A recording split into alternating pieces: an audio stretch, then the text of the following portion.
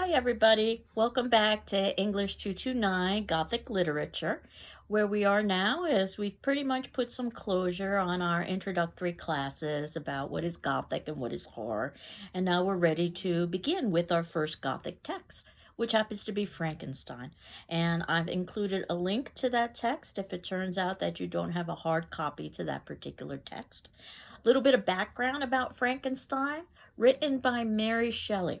And as some of you pointed out in your attendance comments, she is the daughter or was the daughter of Mary Wollstonecraft, a noted feminist during the time period. She was also the wife of Percy Shelley, a great romantic poet during the time period that you might have heard of. And Frankenstein came about as part of a horror story competition. Seems that she was traveling with her husband and some friends, including Lord Byron, another great romantic poet. And there was rainy weather, and they decided that to entertain themselves, they would try to write a ghost story.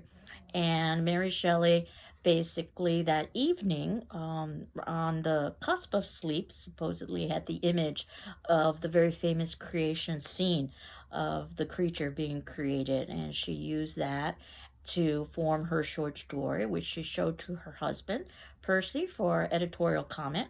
He suggested to her that she expand her text, so she added a good amount of information to it.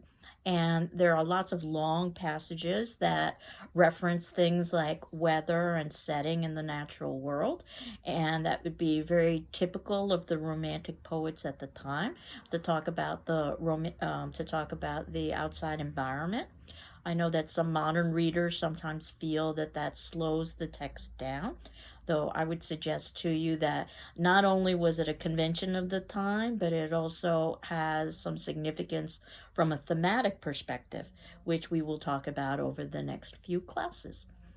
The story straddles lots of different genres, as we were talking about how Gothic literature oftentimes can be categorized as horror, but also science fiction, and even a feminist text, because Mary Shelley obviously was a female writing during the time period where women were not often writing and certainly not often published during the time period. So I suspect her background had was one of the reasons why she was able to be successful in this context. She had a fine education. She had a supportive husband, and ultimately his connections, I'm sure, assisted her in terms of the publication of the text. There is some controversy, though, associated with it, that perhaps the text isn't entirely hers because of the work that Percy Shelley put into it, or at least his suggestions, his editorial comments, which I think is nonsense, because basically all professional writers get editorial suggestions and use those. I oftentimes wonder if Percy would have been accused of the same thing if Mary had been the one offering editorial comments. But at any rate, Frankenstein has never been out of print. It's captured the American imagination, and in part probably because of the 1930s Universal Studio film version of the text, where now Frankenstein has become part of our popular culture, but it's a very distorted story than the story that Mary Shelley wrote. Hollywood changed it, as it oftentimes does. Part of the reason why was because of the difficulties with length. The film is approximately an hour and 10 minutes long or so, and the text would be much longer than that. If you've begun the text, you can see that the text begins in a very unexpected way, at least based on what Hollywood has accustomed us to. We get a series of letters from someone named Walton, and you might even be wondering, am I reading the correct text? And yes, you are reading the correct text. The film got rid of all of that, and perhaps more seriously, it also changed things that didn't necessarily have to be changed, such as character names. So that might be a bit confusing to you if you are watching the film and also reading the text as well. Henry and Victor have basically been switched in terms of their names, and we'll talk about some of the reasons why over the next couple of classes. So if you, and when you, I should say, watch the film, because I'm going to ask you to do that, when you watch the film, think of it as a separate story rather than the novel in and of itself, though it does follow in a very sketchy way some of the major issues within the novel. The film, 1931 by James Whale, I've included a link to this so that you can watch it. Again, I had indicated that it was an hour and 10 minutes long. So by watching the film and this video, this would basically be a class session. And I thought that today's attendance question could also be based on the film. Some of you may have already seen the film. If so, then you can watch it a bit more closely and critically. If this is your first viewing of the film, keep in mind that this is from the 1930s. So these were the very early days of cinema. But my attendance question for today, which would be due for Thursday, the 17th by 8 a.m. And again, if you need a little bit of extra time, just ask. I'll be happy to give it to you. The question is, did you like or dislike the 1930s film version of Frankenstein, and why? So again, this is the kind of question where there is no necessarily right or wrong answer. I'm just hoping to spur some dialogue and to spur some thought. Eventually, we will be writing journals about Frankenstein. And while you could certainly make reference to H.P. Lovecraft and Stephen King, which is how we began the semester, my thinking is that the actual Gothic texts themselves are the texts that you will be writing about.